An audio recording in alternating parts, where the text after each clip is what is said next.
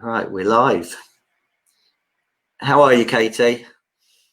I'm really good. I'm very busy. I am working all hours, and I am sat in the front of the office at the moment. So there will be people coming in, just because obviously we're open and running again. Well, I'm really grateful for your time because I know how long it's taken to get hold of you, and you are an incredibly busy lady. So thank you. So thank you very much.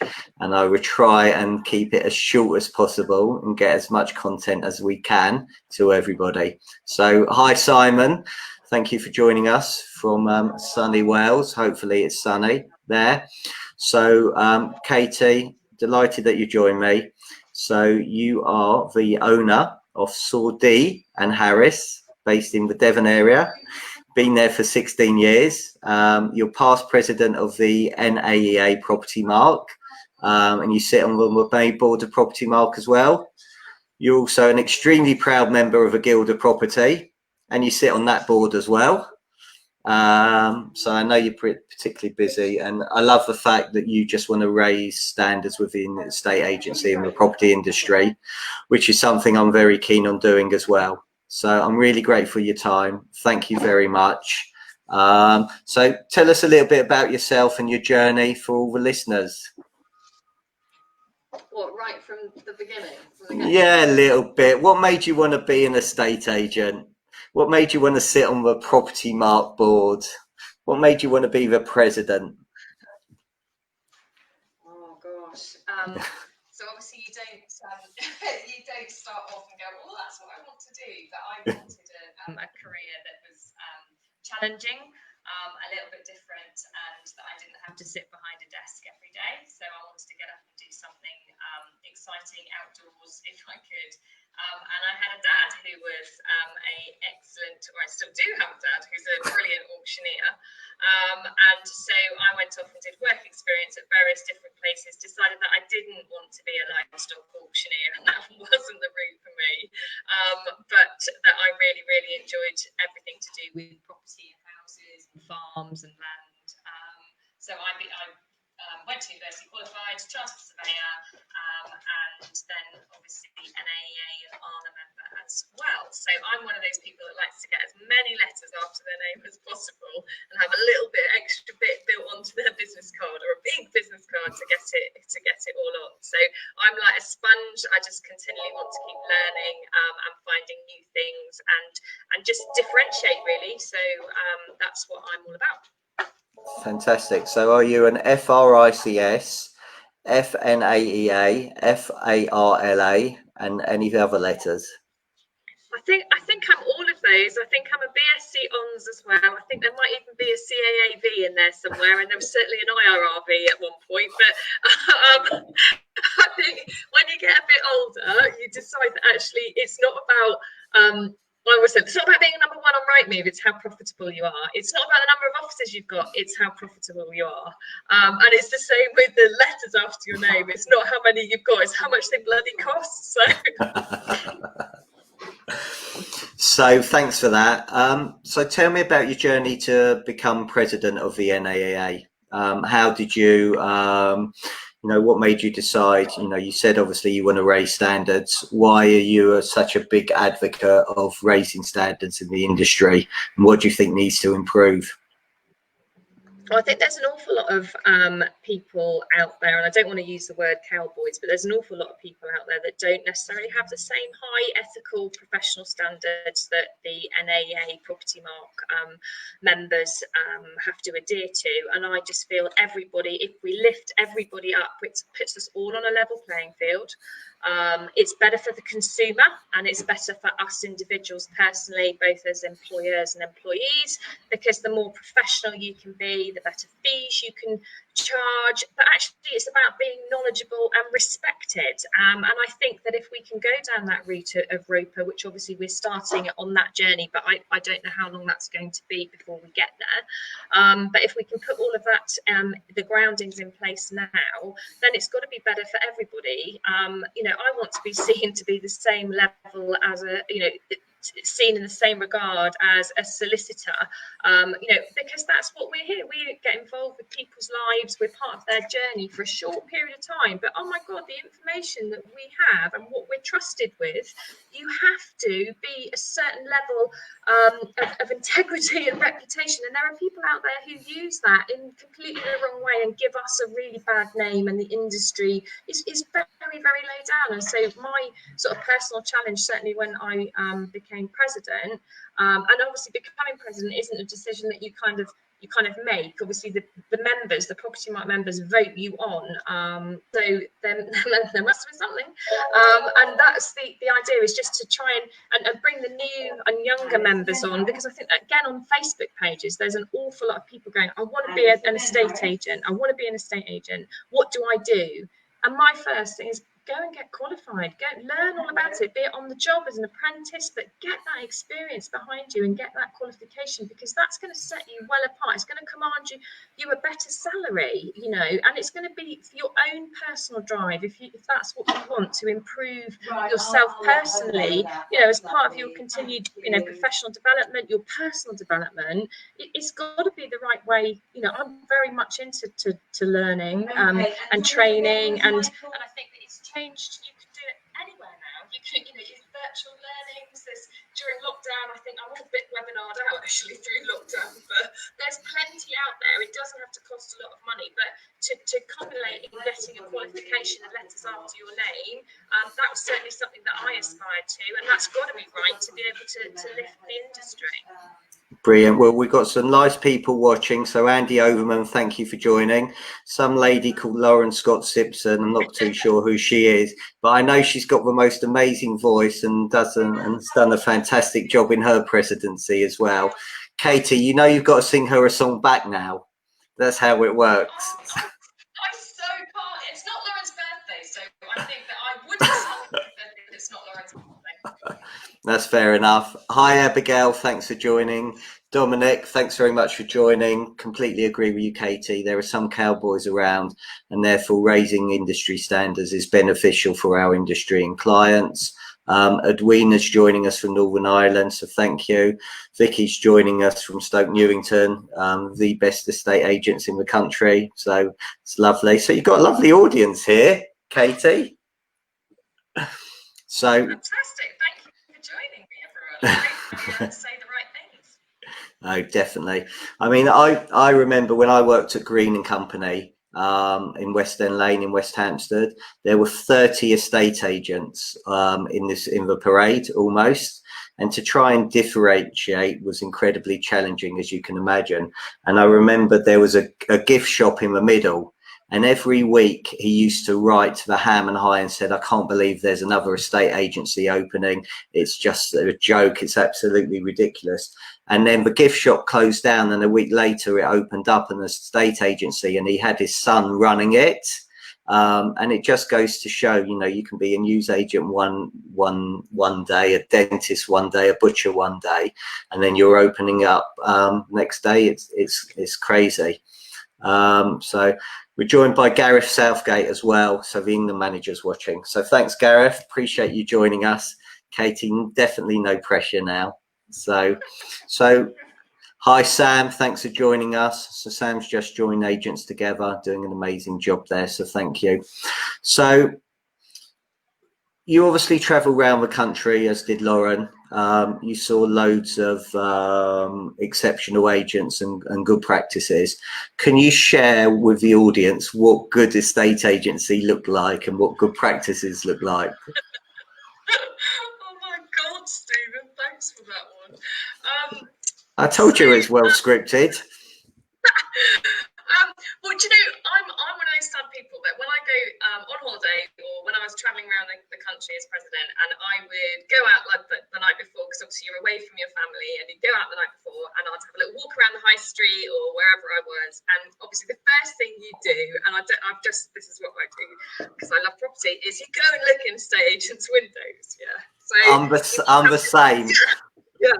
So you go up and you've got your phone and you go, I wonder if there's anything. And actually a lot of them, they're quite mediocre. So one of the things that I found is that the challenges that estate agents face is not being different by being all the same. So that just really, I just don't know why you would, we've got a London office, but what does that mean? We've got the most boards up, but what does that really mean? We're number one on Rightmove, but what does that really mean? And at the end of the day, I think you've got to go that extra step on and explain that actually we're number one on Rightmove, and that means that we sell properties 3 weeks quicker than our next competitor, or we achieve 98.7% of the asking price versus a UK average of 94.2. And it's demonstrating that difference, because everyone's all more the same, and then the only way a client or a customer, a vendor or landlord can distinguish against you is fees, and that's what you don't want to have. You want to be so up here going, actually, I'll do all of this, and that's why you should pay me more than my competition. But I mean, back to my sort of high street walking up and down, the number of agents that moan about a particularly large portal, and then they've got it splashed all over their door advertising it. So that's another thing that's really irritating. So Property Mark, or NAA and Arla rebranded to Property Mark just before my presidency, and that was really, really exciting. So it's a fresh sort of move forward. And the number of agents that still have the old NAA or Arla stickers in their windows, so you just think you can bang the drum till the cows come home, and yet they still don't have up-to-date information. And I think that comes back again, is that your shop window is like your website. Yeah, you're not going to get as many people looking in your window, but you've got to make sure that you don't let that slip, and you haven't got dead flies in the corner and cobwebs and the Christmas decorations still stuck in there, because I have seen that. So it's just, I know I kind of come across that I'm just like kind of overwhelmed with everything at the moment, and certainly it's been a massive whirlwind since the shutdown in March, opening up again in May, and here we are sort of partway through July, and it's absolutely just flying. And I know we don't always have enough sort of hours in the day or anything to do everything, but I know during lockdown I've just taken that time just to try and sort of focus and hone the sort of procedures and systems that we've got in place, and one of those is making sure that there is a way to do everything, and to say, right, every day this is one of the things we do, and that's checking the portals, looking at the window, making sure everything's right, making sure the website's up, that we haven't got something wrong, we haven't put a virtual tool link that's a dead or a dud and doesn't go anywhere. And it's just everything, it's consistent, it's all the time. But again, I would say that one of the things that irritates me or frustrates me a little bit is reading the daily emails that come in, and people going, oh my God, the industry has changed. It's going to just, in this time during lockdown, it's fundamentally changed the way that we as estate agents practice and run our businesses and the whole property transaction. Well, actually, if you look at it, that there was still transactions occurring in March. It's actually only April, sorry, we didn't do any viewings. We then started up again in May, and actually that's not enough time to make a huge change that the prop tech companies are kind of sort of suggesting and stressing. It's more of a fact that it'll be interesting to see in a short period of time how many of these prop tech companies who are indicating the winds of change will still be around, and because you can just have so much different, you can have everything, but actually at the end of the day, and I've experienced this through lockdown, it's about picking up the phone and having that relationship with a client, whether that's a landlord, a tenant, a vendor or an applicant, and it's just come full circle, and it's back to good old-fashioned communication. And yes, we've got these digital books that help us do all that, but having come out of lockdown and just gone, actually, let's just go back to basics and just see what works for the business and what's going to make us money, and actually make sure that we're time efficient. So it's back to sort of not a paper-based diary, but it's back to like, this is the 3 things I'm going to achieve today, good old pen and paper, but working with obviously your phone or your apps and your CRM system. But I think if someone could design so this is out to all those top 10 people, If someone could design a fantastic CRM system that did them in everything, so you didn't have to have 85,000 tabs open along the top, so one for your prospecting, another one for your referencing, another one for your conveyancing, it all needs to be brought together, and I think that is the way forward. But the fact that we haven't had enough time to fundamentally change the way that we transact and process our businesses during lockdown, I think it's just meant that some of us have just looked at it and made a few tweaks and maybe looked at the sort of efficiencies that we can make, and certainly using more digital offerings. But it's until we can get this sort of 14-week exchange, agree to sell, exchange and completion down, then I think that's where we need to be working on, really. That's my thoughts. Well, look, Edwina says she loves how passionate you are and getting the basics right and being consistent. So consistency starts with my favorite C word, consistency. It is all about consistency and making it done. And I'm like you, I've been walking down the streets of a high street, and I look at estate agent windows and they still got find a property on there, and websites, literally portals that have gone, God knows, most probably over 10 years. You've got other agents where their pricing strategy is, 999, 950, 900, whatever it is, which again doesn't serve the consumer the right way. You want to make sure you price it so people in the pricing bands can see above it and below it. And sometimes you just shake your head and just think, this is a first impression you are creating, and it's not great. And I also agree with you. I think your phone is your best friend. Make it your best friend. Pick up, have conversations with people, and I think people want to hear from you. People want to know what's going on with the market. I think now's a great opportunity, obviously, with the stamp duty announcement last week, to pick up the phone and have these conversations with people. Did you hear about the news about stamp duty? What do you think that can do to help you now get you moving? And also, I think you're 100% right when it comes to it's what's best for the customer. You know what, Katie, it's fantastic you're the number one agent in Devon, but I tell you what, are you going to get me the best price for my house? Are you going to market it to the widest possible audience? Are you going to make it stress-free? Are you going to do it at Timescale? And if you can demonstrate to me that you can, and also that you're the best negotiator, and you're going to put more money in my pocket from my biggest tax-free asset, then you know what, I'll happily pay you 2%. I really would. So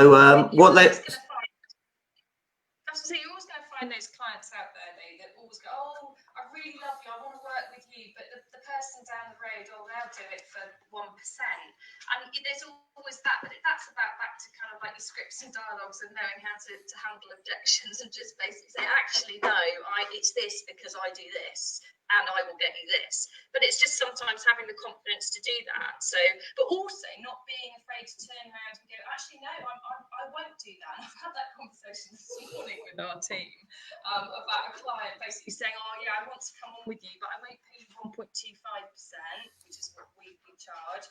I want less than 1%. I said, well, unfortunately, then I'm not the agent for you. I've obviously failed to convince you that I can do the job, and actually I do the job, and you should pay me accordingly. And he came back and he went, yeah, I'm in recruitment. It really pisses me off when someone tries to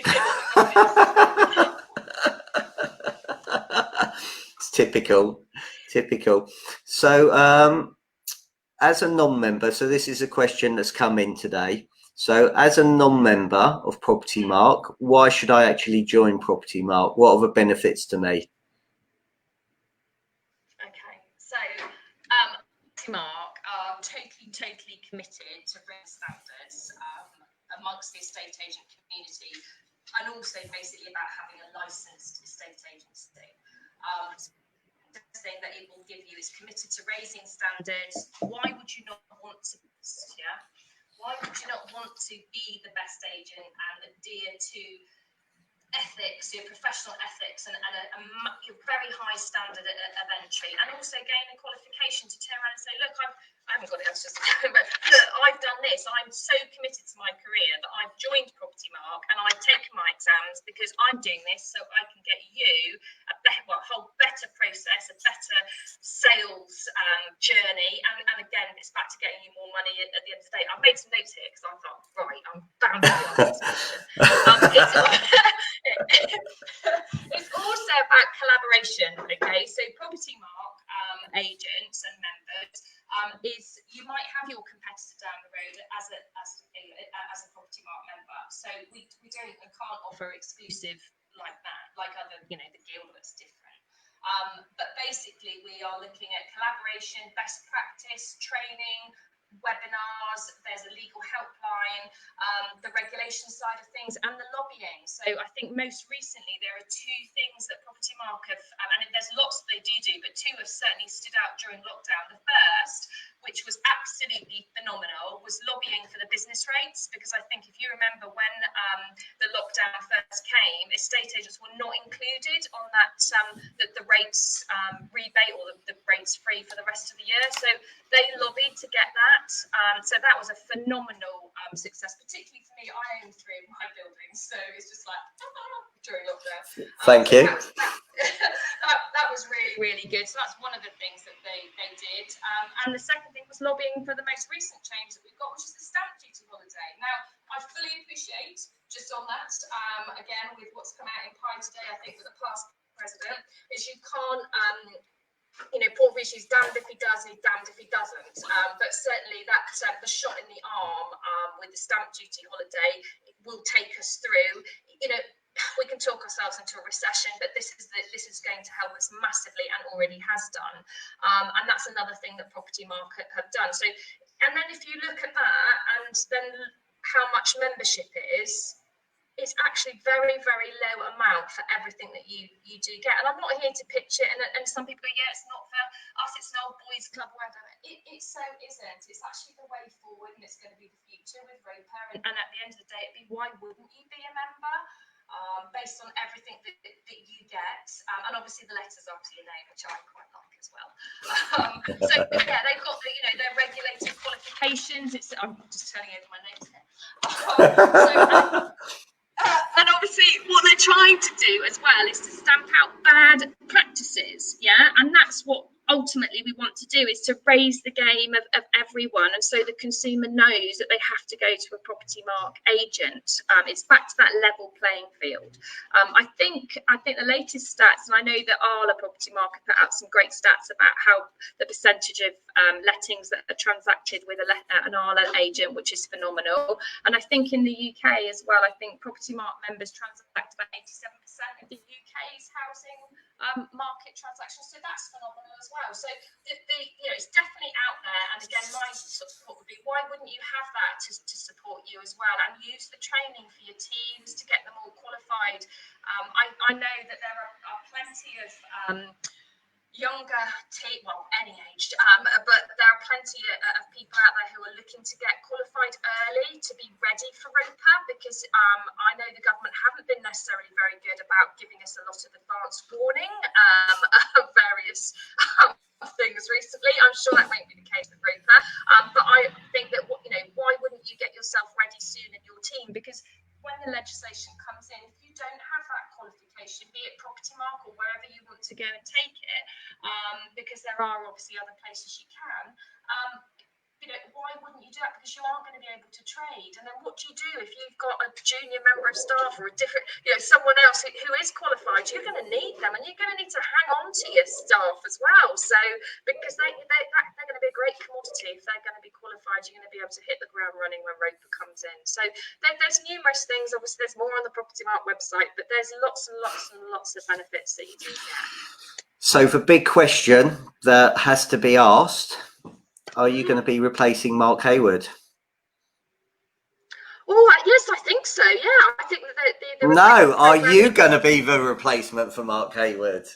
Are you going to throw your hat in the ring? Are you going to throw your ring in the hat your hat in the ring? I wouldn't have thought so, because I've got a business to run down here. What about you, Stephen? Oh, you never know. Never say never. Who knows? Who knows? So Stephen Quinn, welcome. He's just checking in between the appraisals. Should landlords be licensed? That would help raise the game.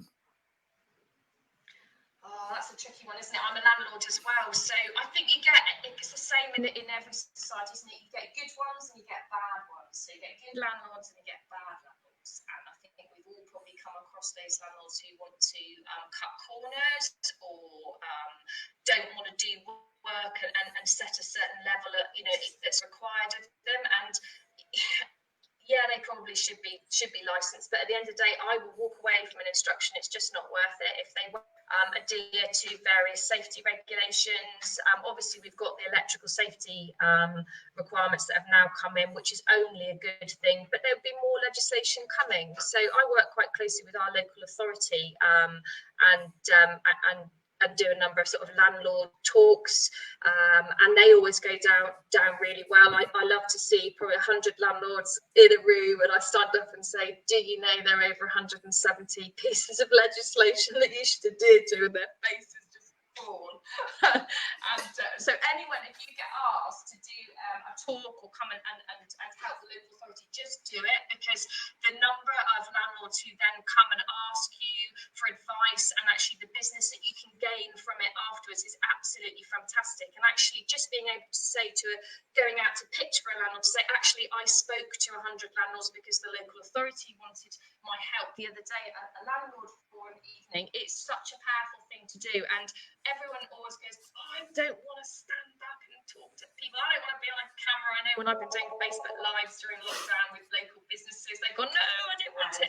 Just get over it. You can't see yourself. Just stand up. Just do it. And just do it, because you've got to get out there and try and get business wherever you possibly can. So that's just an advice. Just get up there, stand in front of people, do Facebook Lives. Okay, and that's brilliant advice, and I totally agree. How do you get started? What, doing the lives, or? Yeah, doing the video. So somebody's got the fear of doing it. How do you just say, right, let's just do it, make it happen, and do it, and then become a natural like you? Well, I just think so for me, it's trying to do something a bit different. So I tend to find that I try and be a little bit ahead of the game, as it were, and look and try and do something different. So I can go and pitch to a client and say, I've done 6 Facebook Lives in the last week, and of those, 4 have gone under offer. And actually, Facebook Lives, I think, are really, really good, because you don't actually have to show yourself. You don't actually have to have yourself, because it's all about the property. So you can just turn your camera around, face a beautiful cottage, or even, I've done some pretty shocking ones that are quite not particularly nicely presented, but you just get a sunny day and just go out and do it, and the clients love it, and people outside the area love it. So Facebook, you can use your algorithms, you can target afterwards. It's such a clever tool, it really is. And again, to go out to pitch on a client for a landlord or a vendor and just say, oh my god, I've got 27,000 views on this little cottage that I've just sold. That's a game changer. I don't like listening to myself after it's on the Facebook Live. So when I go to pitch for a valuation or an appraisal and I play it back, I have to go, oh no, I can't listen to myself. So, but it's really good, just showing that you just do things a little bit differently, and it's about the lifestyle, and particularly having come out of lockdown, the outside sort of views. I cover obviously Dartmoor, very rural area, so I've got some great views and some lovely big gardens and houses, and it all presents really, really well, and it just makes it come to life. So I found them absolutely phenomenal. That and the virtual tours have been awesome. Well, look, your videos are exceptional, and I do watch your Facebook Lives, and I would love to buy in Dartmoor and around there. It's a beautiful area. And I noticed what also you've done, and a couple of people commented, is about the fantastic community work that you've been doing using video. So can you tell the audience a bit more about that as well, please? Yeah, so as soon as we went into lockdown, I'm part of the Chamber of Commerce for the different towns and villages that I run my businesses from. And everyone was very, very scared, as I was, because we didn't know what was going to happen, and it was all a bit of an uncertain time. But there was such a lot of negativity going out there, going, oh my God, my business is shut, this is a disaster. And I was just like, no, you don't look at it like that. We banned negative words. Yeah, you couldn't have that on the WhatsApp groups and the Chamber of Commerce teams. And it was just about, right, let's get out there, let's do something different. Now, a lot of where I operate is market towns, very rural positions, and some shops don't have a website. They might have a Facebook page, but they wouldn't necessarily have any commerce and transactions through that site. So it was a question of trying to get them out there and just be a little bit more visual during the lockdown. So I did some lockdown lives, so interviewed local people. I started off with a fantastic friend who also happens to be or opened a shop in Ashburton, a fantastic shop at Craftmongers, which has just got like a treasure trove of just arty bits, antiquity bits, beautiful paintings, photography, all sorts. You can go there and buy a penknife, for instance. I got a penknife for my son, and then a flint sort of starter, and then you can buy a beautiful framed photograph of a safari picture of a zebra or an elephant. It's eclectic, amazing shop. And Toby was also a cameraman, so he did quite a lot for sort of BBC film. And I'd seen him speak at one of the schools locally, and he's just a lovely, genuine chap. And he was really, really scared. So he's always behind the camera. And I just said to him, Toby, I would really love to go off my lockdown lessons with you, because you've got such an interesting career. You've travelled the world and you've come back and you've picked Ashburton on Dartmoor as your home, and you've decided to put down roots here and open a shop. And he came on and he was scared stiff, and we chatted away for 45 minutes, just like this. And at the end, he just went, oh my God, that was amazing. And we've had just over 10,000 views of that particular sort of live, which was really good. And it's been shared out as well. And then obviously once that happened, and then I started sort of getting a few more people, and I have had a nail lady come on, a beautician, a couple of restaurants. I've got more lined up as well, because I'm going to continue doing it. But it's just, and the comic book shop as well, which it was really, really cool. So we've got a really alternative bookshop in Ashburton, and the post office as well. And it was just about getting the high street and just trying to say, look, we are still open for business, even though the high street is shut. And it's just made a bit of a difference to those people. And I know particularly there's been quite a lot of diversification. So one of the chaps that I interviewed at a restaurant in Ashburton has diversified into making cookies and smoothies, and I think I'm his main customer because he makes the most amazing cookies. And I just put it out there and he said he has now people coming in going, I've seen you on Facebook, I'm coming in to get one of those cookies. Or sausage rolls, oh my God, he does a Marmite and cheese sausage roll. It is gorgeous, and you can't get it anywhere else. And he was saying people are coming to him, and he's getting business because of it. And I just think big tick, because it was about trying to give people the confidence, the local businesses the confidence, because we were all in this together. And I'm going to continue doing them and doing Devon Live, so I'm opening up a little bit bigger, and I've got lots of people who want to do it. It just takes time to organise. I must say, people are particularly bad, sorry Stephen, I know it's myself included, trying to book them in, oh my God, and work around your diary, and then the countdown comes up and it's like, oh, I've got to go live in 30 seconds, and it's all quite stressful. But once you go live, it's nice and calm, isn't it, Stephen? It is. It's lovely. I think that's brilliant. And Andy Overman, Luke, and I were talking, I think, at the weekend about how, in addition, we can help local businesses. So Oliver James is fantastic.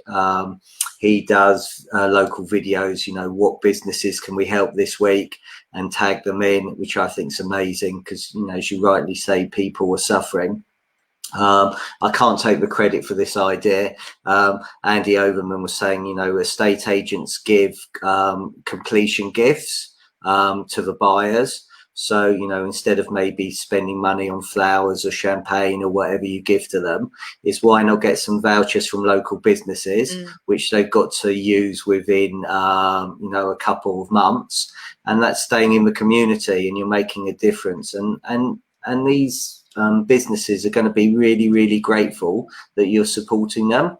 You know, and I know you're not doing this to get business in the future. You're doing this to be helpful, but you want people to talk about you, you know, that you are the go-to agent because you're doing things that other people aren't doing. And actually, more importantly, you care about your community and you want to help them. And I think it's great.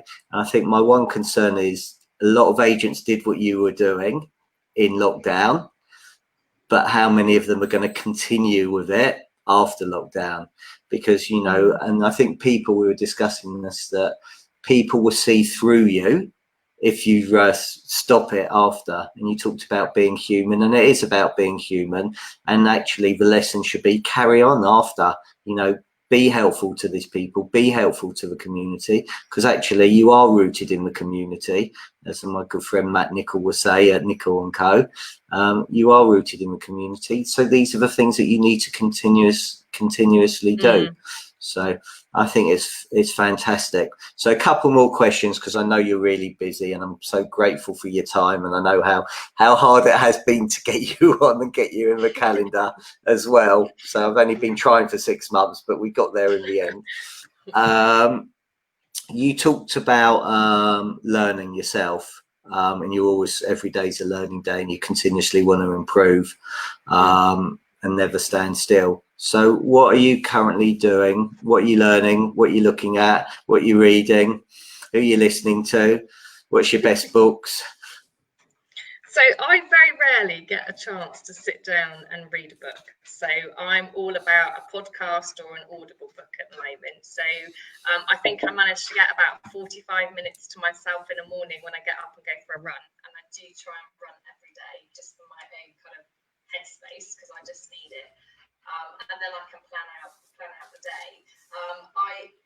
I'm okay in the morning. I think during lockdown, I kind of have just been wide awake watching every single sunset come up, I think. And I'm kind of gradually getting back, but I'm generally at my computer with my running shoes on, ready to get out by about 6 o'clock. So that's what I try and do on that front. In terms of learning, I love watching quite a few of the webinars, but like I said earlier, I'm a bit webinared out because there seemed to be everything every day during lockdown, and it was like, look, I do have to run a business. I can't just sit and watch webinars every day. And then obviously Roper is on the horizon, and obviously now if you join Property Mark, you have to achieve a level 3 qualification. When I joined, which was a little while ago, you didn't have to do that. You could just join on the basis of being a chartered surveyor. So I am one of those that has to redo my level 3 and level 4 qualifications. So under my desk here is one of the workbooks ready for me to do my modules. So I just think that if I'm going to get my team to do it, or if I'm on the Property Mark board and I'm saying, look, I'm advocating training, I have to have done it, and I have to have done it recently, and it be a relevant qualification. So I'm actually really excited about going back and refreshing my skills on that front. I'm not quite sure how and when I'm having time to do all this, but it's always a busy person, but I find time. So, but I know that Property Mark are packaging it up into an online or a visual course, which I think will help, because I know that different people work in different ways, and some people like listening, some people like reading and writing, and obviously others like watching. So they've certainly adapted to that, and it's definitely the sort of changing way that training is going to be delivered as well. So that's quite exciting. What else do I do? I've just got, I love a challenge. Usually there's a challenge happening with some friends. That's what happens, whether it's a virtual running race, or you've got to do 200 kilometers in a month, or like this month we're doing 10,000 steps a day. So that was the challenge I did in March, just during lockdown, or just as we went into lockdown, was 10,000 steps a day for cancer.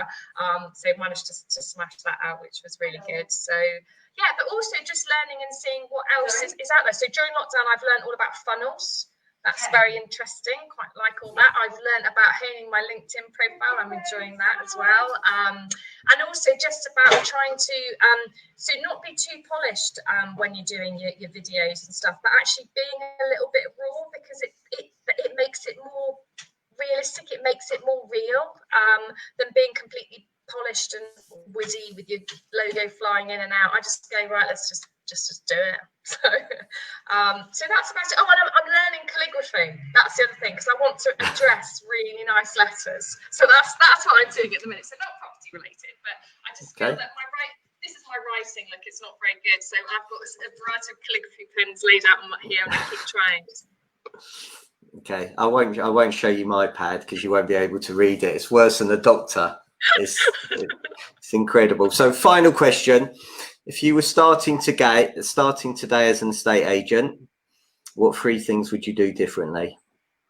Okay, right. So I would use very clever marketing. Okay, marketing, that's sticky marketing that sticks. Yeah, like the TUI strapline. I don't know whether you've seen that. So we are back to help you look forward, and I love that. And I just think estate agency is about being bespoke, being a bit about lifestyle, being a bit different. So I think that I would focus much more on the marketing side of it and the brand. I came into a family business, so it's quite an established brand. So whilst I'd love to have my name splattered all over the office and above the door, I don't. So that would be one thing, just clever marketing, just really cool marketing. I think everything digital, so a completely paperless office, and certainly we are going towards that here. I can't believe how little we print out now, having come out of lockdown. I think that can only be good moving forward.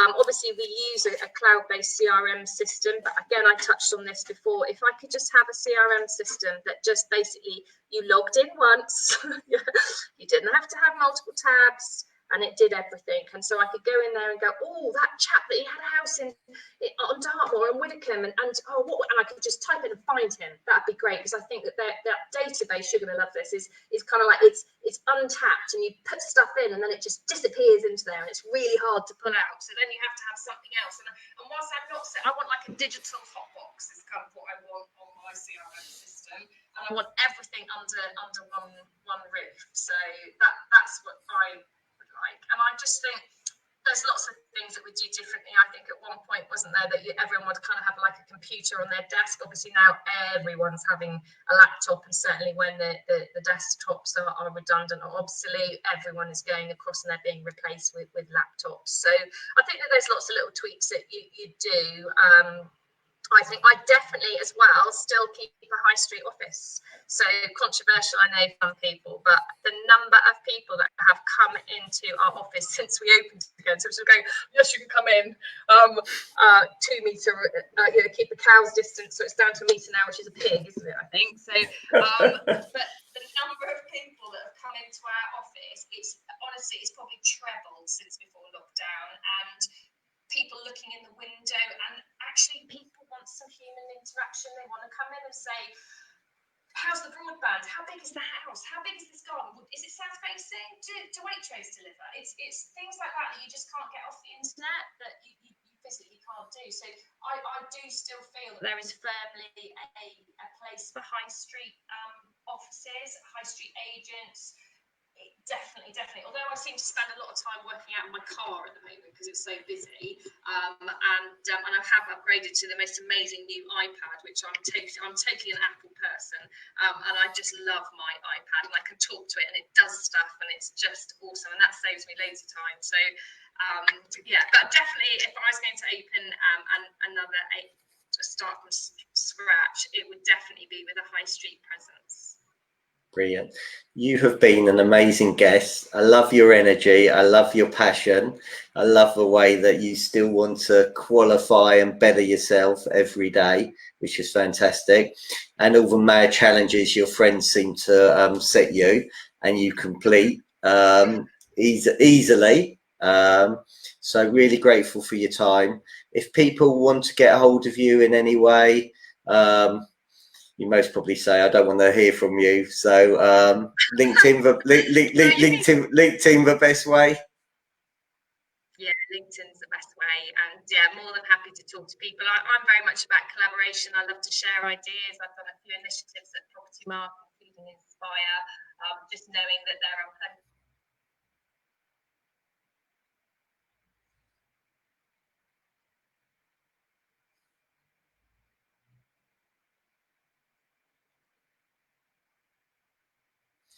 Okay, well, Katie seems to have frozen. So everybody else, thank you so much for watching today. Really grateful. If you're watching it on replay, thanks very much.